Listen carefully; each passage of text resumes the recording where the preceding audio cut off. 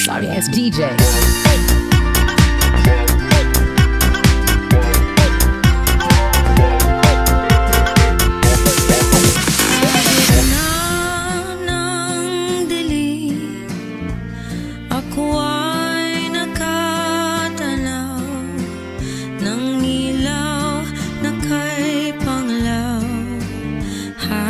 Di ko makita, tulungan mo ako, ituro ang daan, sapagkat ako'y sabi sa aking pinag